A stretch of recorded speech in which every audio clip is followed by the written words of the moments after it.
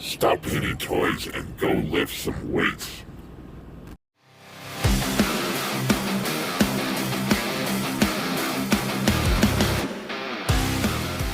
The late great Leonard Nimoy said, almost on his deathbed, "Life is like a garden.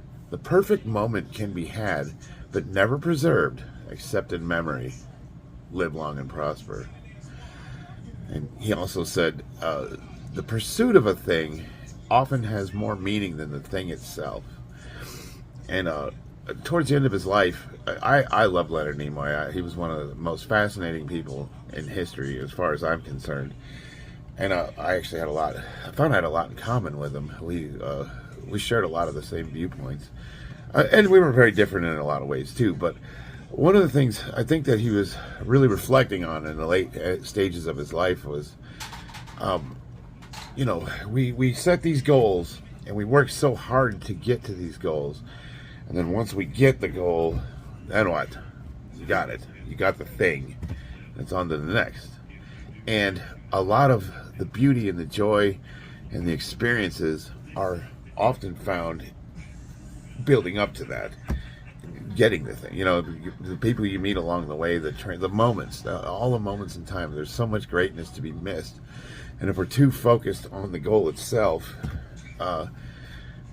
we miss a lot. And I think that has something to do with there's biblical implications to that with idol worship, and I kind of wanted to talk about some of the things that are going on today, modern men, how we've sort of kind of hopped the rails, and the modern, we'll say, conservative man is aimless, depressed, has no direction, feels like he's losing, doesn't have a country, isn't supported, isn't wanted, is being kicked out of his spaces that he's traditionally had, and there's just a lot of issues. So how do we cultivate a meaningful movement, something that's something that has can positively impact everybody and move towards a solution, as opposed to more division and separation?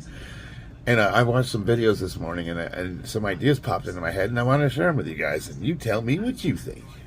So right off the bat, Manuel Lopez, 1982, commented, "Ha ha ha ha ha. With little toy soldiers, yeah, sure. And I responded, "It's easy to say that about one single hobby, but that's how you guys gaslight. You say this particular thing is stupid to argue about. Meanwhile, we don't argue or put our foot down, and we lose every single IP. We lost comic books, video games, movies. Every single Space Odyssey is woke. Star Wars, Halo, Lord of the Rings, Marvel, Disney, tabletop games, starting with Magic the Gathering. Now it's Warhammer, one of the last holdouts. So, if we shouldn't complain because it's so stupid, then why is it so important for your side to ruin it in the first place?" That's what they do, man. They gaslight. They say, when we put our foot down, they say that we're dumb. You're grown men. So what should we should continue to confront things as we are confronted by them, and that's across the board, whether it's tabletop games, whether it's your schools, anything, social media, work. I've been seeing diversity training at work now, with a bunch of ironworkers. Yeah, that's going to go over well. But the one thing I've noticed about most, we'll say, conservatives, anybody right of center, is that we tend to just kind of go with the flow. We're live and let live type of people. We're very task focused, which is why most of us work and support families. The leftists tend to be a little more creative, and that's why they don't work. They expect the universities to provide for them, apparently. And they're very selfish and self-centered, narcissistic. They really believe that everything should be centered around their wants and needs, and they don't think about anybody else but themselves. And that's what it comes down to. I consider myself a Christian, a religious man, and I know, the channel, I don't know what my demographics are. I don't personally care if you're a believer or agnostic or atheist or whatever. I'll talk to anybody, and we can all be friends. But it's how do you get a diverse group like that to move together in a certain direction? And I think what it comes down to is returning to the principles of being a man. And that is, what would be a good way to put it? One of the things I've been trying to teach my son is to think about other people more than you think about yourself. Like, really think about how your actions are going to affect the people that you are around in your life during the day, the people you go to school with, the people you work with, the people you live with. How are my actions going to impact them? And if you notice a lot of these comments, like people that are that troll you, or people that, like I have, the guys that like Max and a couple other people, they like to make videos about me. And one thing all those people have in common is they don't think about anybody more than they think about themselves at all.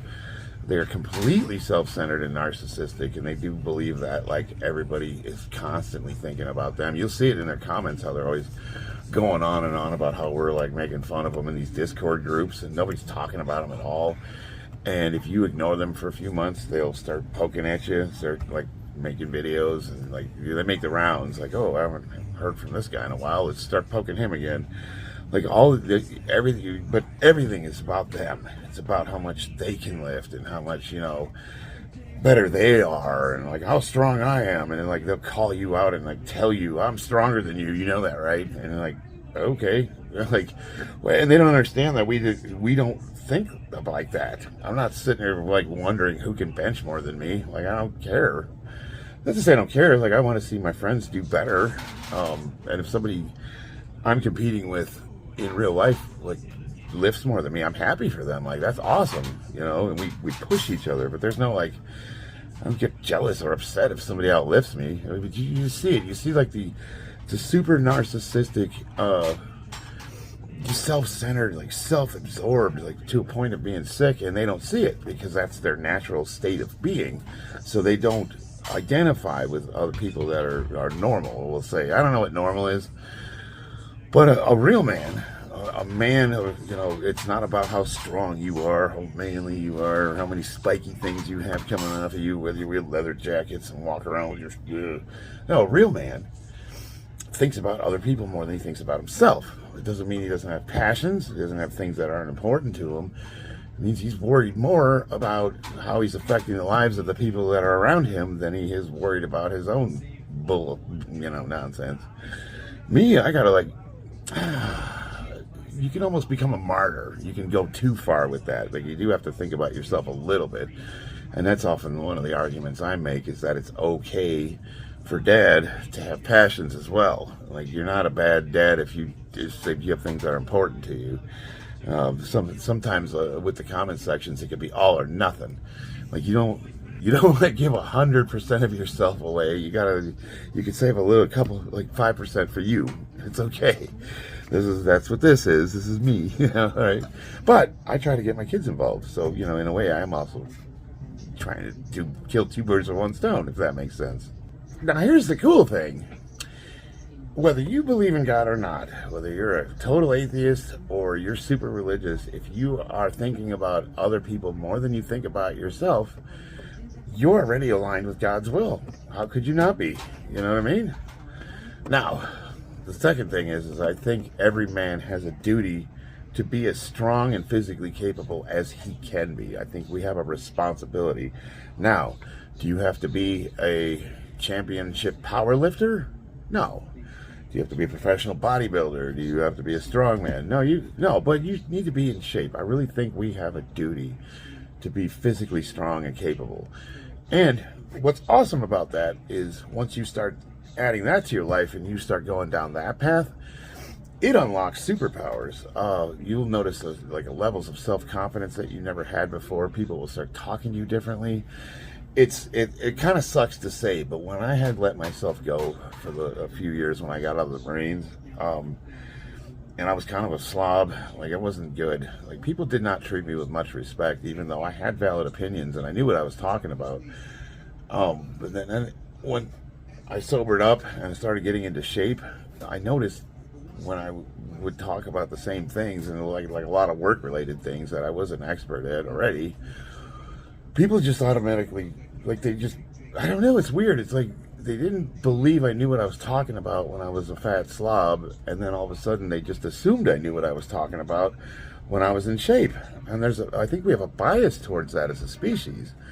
And you could say that's unfortunate, and maybe not fair, and I would tend to agree with you, but having experienced that firsthand, seeing it before and after, it's kind of comical to me now, because it amazes me how much people just assume I automatically know what I'm talking about because I'm the guy that's the big dude in the room. Like at work on a construction site, there's not a whole lot of guys that are yoked like I am, and when I walk in a room, everybody kind of like goes, "Oh, look at this guy." And when I talk, and I'm talking about safety-related stuff, construction-related stuff, they just assume I know what I'm talking about. I'm like, well, aren't you going to verify the information I gave you? Whereas before, I would struggle to put my hand up to say things, and people would be like, yeah. They would just ignore me. It's bizarre, man.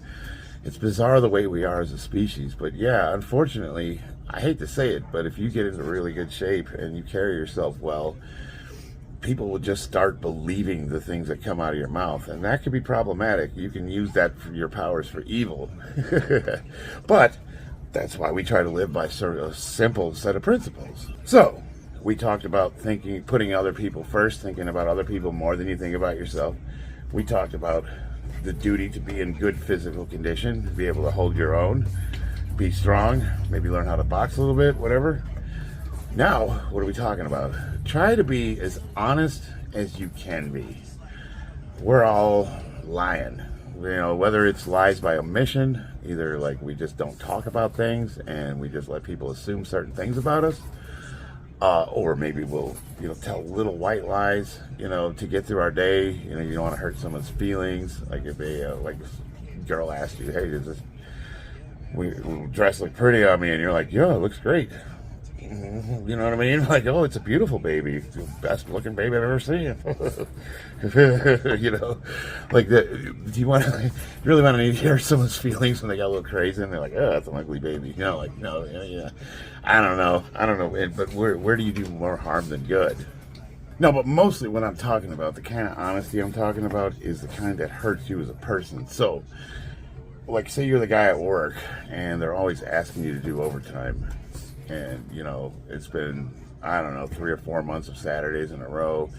And your wife says, "Hey, baby, I'd like to really go to the vineyards this weekend." And Friday comes around and the boss says, "Hey, you need to work." And you don't say no. So now what I used to do is I would lie. I would come up with some reason like, "Oh, my dad's sick and in the hospital," or, whatever.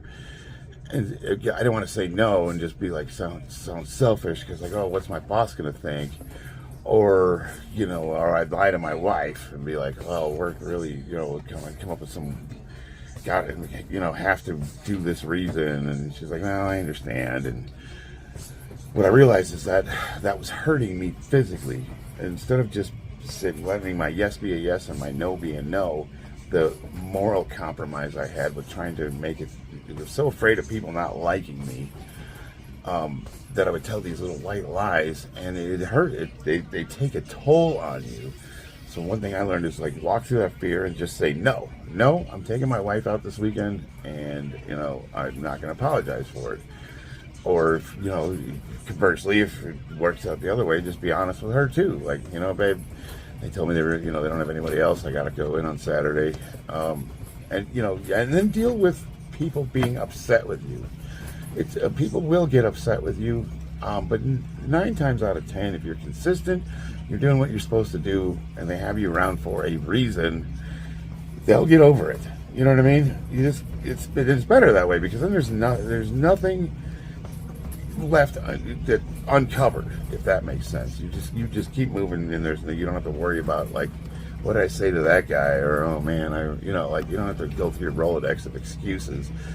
And you'll find that people really appreciate a man that's straight up and assertive. Yes is yes, no is no. That's really what we strive to be. Am I perfect with it? No, I've had a history of people pleasing. So that's a real struggle. Like, I was always trying to make it so I pleased everybody.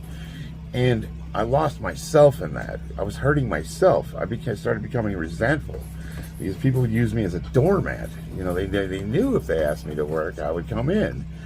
And I would act like, "Oh, sure, I'm happy to do it." And meanwhile, I'm like, "This motherfucker, he never lets me have any time off." And God, man. Well, if I'm resentful and angry and I don't want to work, why am I saying nothing? Why am I happy to do it? You know, that's what I'm talking about. Is like that stuff builds up and it festers and it poisons you. So let your yes be a yes and your no be a no. And that's in the scripture too. And the fourth thing we should do, and I really believe this, is we should try to master something. You know, you should find that thing you're into and really hone it and become an expert at it, whether it's figurine painting, whether it's powerlifting, maybe you're a carpenter or a welder or some kind of a craftsman, whatever it is, art, whatever, it can be anything, whatever you're passionate about. I think it's important to try to master something, to be an expert. There's something spiritual about that when you're really honing your craft. And you know, people are interested and they're drawn to it too. When I'm going through YouTube channels, I'll find that a lot of the videos I watch won't necessarily be things that I'm into personally, but I can appreciate the level of competence that people have when they really hone their craft. So I'll watch a lot of videos about, you know, people that are building things or constructing things or fabricating things or painting things. And it just mesmerizes me. I just love to see people working at a high level. I'm drawn to it. And I think that, you know, it kind of completes us as men. So, you know, we think of others more than ourselves. We're physically strong. We're assertive. We're direct. We're honest. And we are artisans. We've mastered something. And that right there is a pretty good start towards moving your life in a good direction, especially if you're aimless, depressed, or you don't really know what to do with your life. You know, that's kind of where a lot of us found ourselves. You know, when I got out of the service, like, I had no idea. I was going to do a bunch of drugs and live off the money the government gave me, and I found out it wasn't a lot. I went through that pretty quick. That plan didn't last long, and I got sober, and you know the rest of the story. You've seen the videos.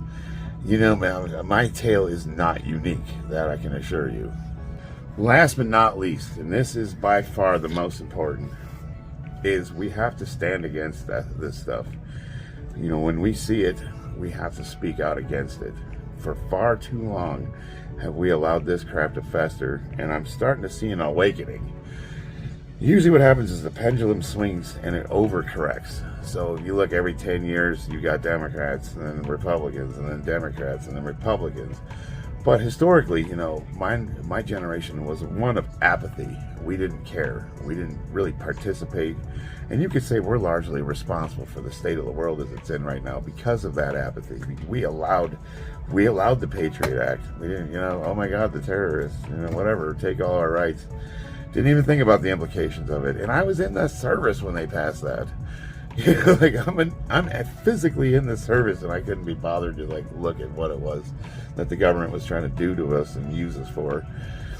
But you know, you get older, it's never too late. I think collectively we need to speak out against this stuff when it crops up and put our foot down and say no, you know, and accept the consequences of being ridiculed and made fun of, because what these people are going to come to realize is they are by far the minority. They think they're the majority because they're in these little bubbles, and they only talk to people that share their viewpoints, and they won't have conversations with anybody that doesn't share their viewpoints. So to them, it seems like we are the minority. We're the weirdos. We're the ones that are, you know, the far-right extremists. We're just everyday dudes, man, just living our lives, trying to like and get what little joy we can out of life, you know. And there's way more of us. I mean, think about it. The species wouldn't be able to propagate if, like, do I really have to go into the numbers of how many people are straight as opposed to how many people are not? You know what I mean? Like, legitimately, you know, not infected by the mind virus. Like, and they're acting like we're abnormal. Are you kidding? How would the species continue if we were the minority? Like, think about it. Like, it's just a dumb argument to me. I don't know, man. This is what I do know. I got to get to work. You guys let me know what you think. I got a bunch of comments to go through. I got some doozies, so I'll be able to make responding to comments videos for a couple days. I just need to get some training footage together so I can have something in the background. So that might take me a day or two. I love you guys. I will see you on the battlefield.